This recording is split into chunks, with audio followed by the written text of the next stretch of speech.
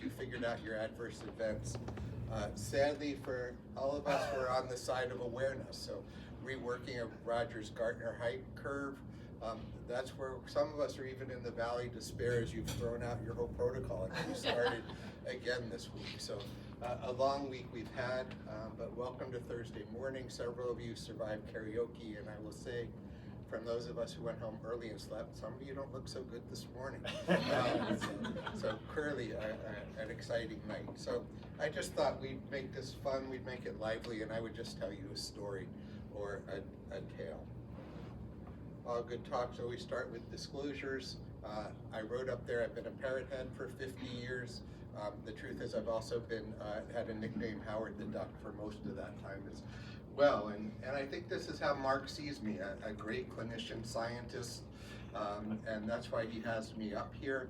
I will let you know that for the second week now that I've done this, I feel like an imposter. I don't feel all that knowledgeable in clinical trials and not really sure why I'm up here. But it's helpful, this Venn diagram below, for all of us to know that we all know stuff.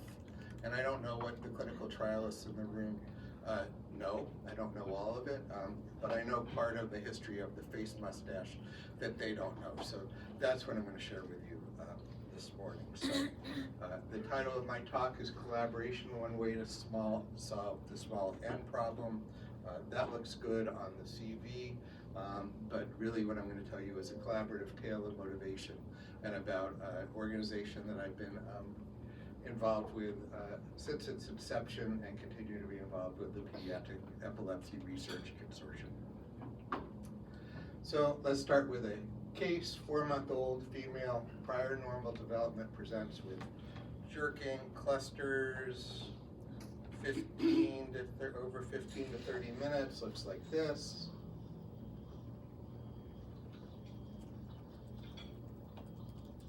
I think we have one more. There we go.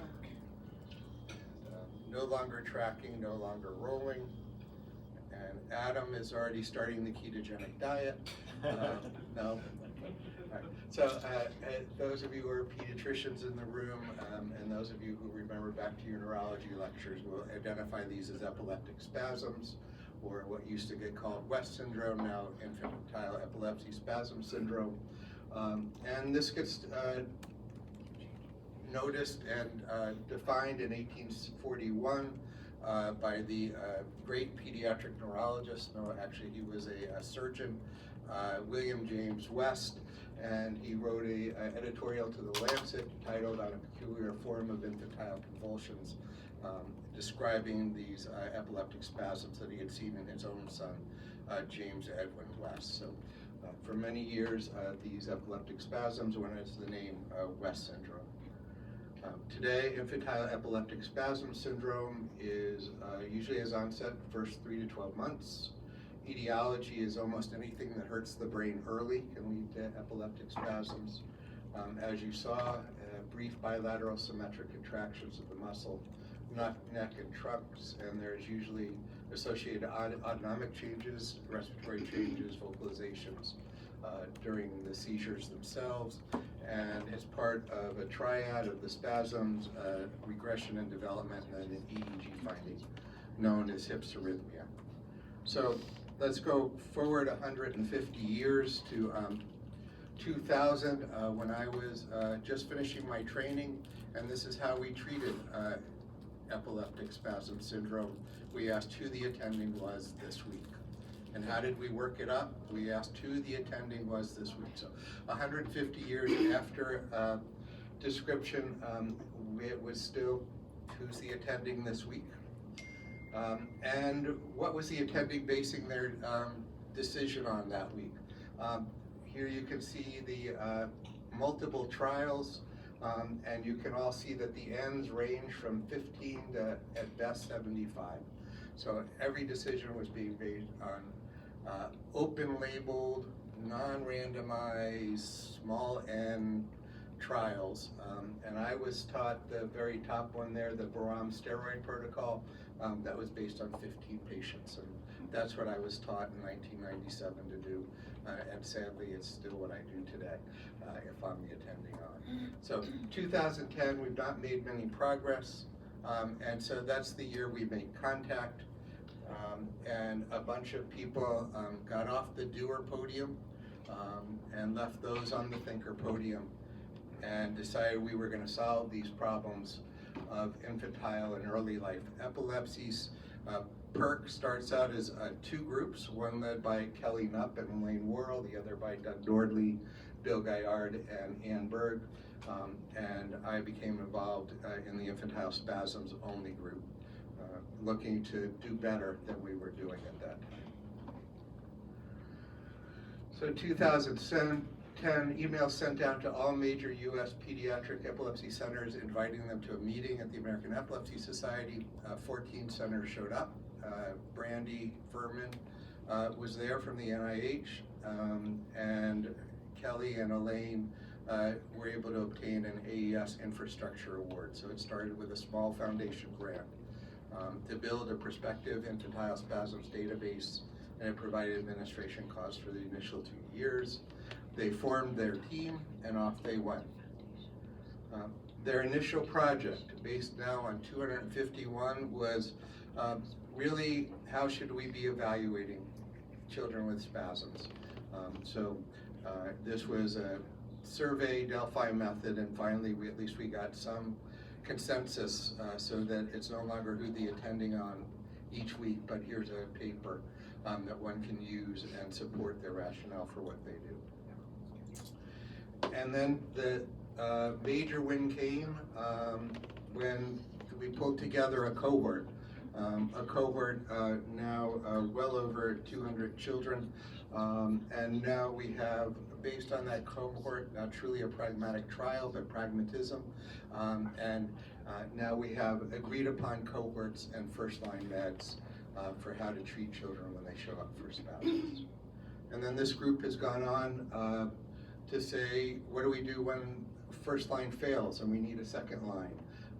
They did really heroic work showing that there are inequities in how we treat infantile spasms. It has really made, opened the eyes of child neurologists that we're all prone to biases even when we don't recognize it.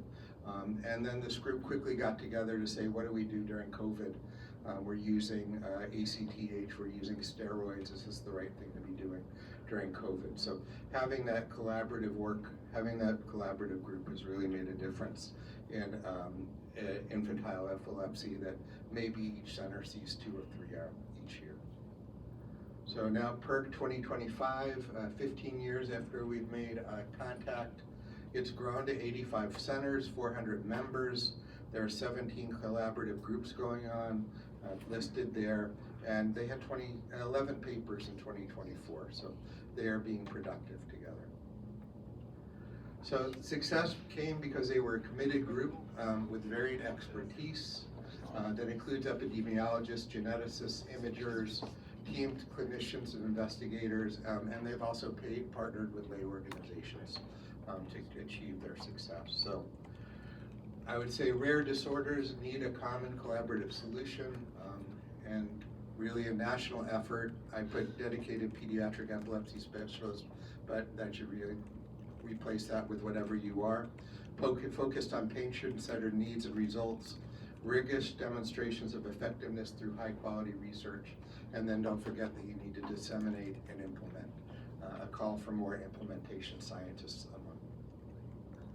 So I think Lori said during the chair's debriefing yesterday at lunch, team science is on the grow, and you are all going to be part of team science. And over there, far with the ABCD, is a graph showing that team science gets cited more over time than does individual science, so that team science makes big and long-lasting contributions. So you're going to be faced with the question of which teams do I join, because you're all smart and bright, and you're going to get invitations to join many teams. So which teams are you going to join? First, and this also came out of the chair's meeting from Dan yesterday, do the science that you care about. If you don't have it here, it's work. If you have it here, it's fun. So don't just join a team because you got an invitation that makes you feel good. Make sure that you agree with the science and it's the science you want to do. Doors will open. No door truly, only rare doors lock. You can always go back and knock on a door and they will be happy to have you, but walk through the ones that you care about. And early in your career, it's easy to walk through all the doors and get unfocused. And I tell you that from experience. Choose the teams that you believe have effective leadership, or if you choose to lead a team, be that leader who people trust and are confident in. They believe you're just and fair and respectful. Join the teams where you believe in the science, that they believe in scientific principles and that they're going to be rigorous and reproducible.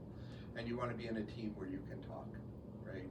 You want there to be opportunities for discussion and disagreements with regular brainstorming sessions and problem solving done by the group. So that's my advice to you this morning, is be thoughtful in which teams you join so that it's fun on a day-to-day basis. So why do I go through this tale?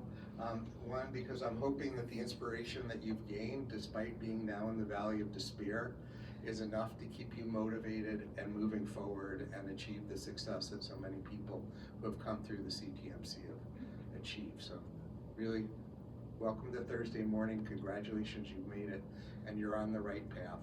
I think Will said last night, being in the right place at the right time. I truly believe you're at the right place at the right time, and that you're there's a good path forward for you. So congratulations. I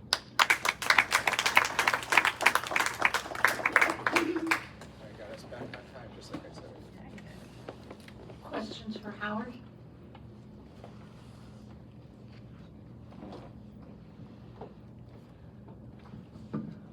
Well, I have one question. How do you approach, like, if you really want to do something and you want to join a group and they say no, like they don't, oh, that's interesting, but do you go make your own group, or what do you do? That was my first inclination, was to make my own group if I've got the power and drive. And you're going to do, yeah. Oh, sorry. I'm very fortunate to have a mentor who early on said the number of questions in the world is infinite, right? And so just because that group is asking one questions about something, there are many other questions you can ask about that, and it will turn out that you will find many other people who want to help you answer your question. And if you don't know how to start a group, you have many people, many mentors in this room who have started groups and know how to start groups. And so starting a group really is very easy. You just send an email. You will get 100 responses. In that 100 responses, there will be one other worker bee like you. So the key is finding another worker bee like you and building a core and then being successful. But yeah, closed doors shouldn't scare you. Melissa. Do you have any advice when you are starting a group, even whether it's a local multidisciplinary group or across multiple institutions, advice in terms of things that are important to lay out with regards to expectations and credit and contributions out of the gate to start on a good trajectory? Yeah, there are good examples that one can Google of collaborative agreements. But all the groups that I've been part of, be it PERC or the Pediatric Status Epilepticus Research Group, there was a part of it that was trust at the beginning, and yes, we set up our authorship committee and but there was a lot of trust of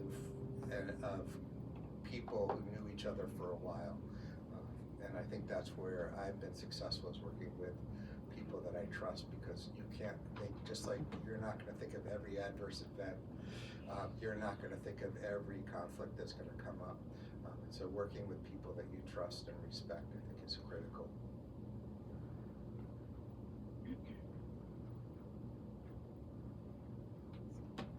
Cool, now let's learn the ethics.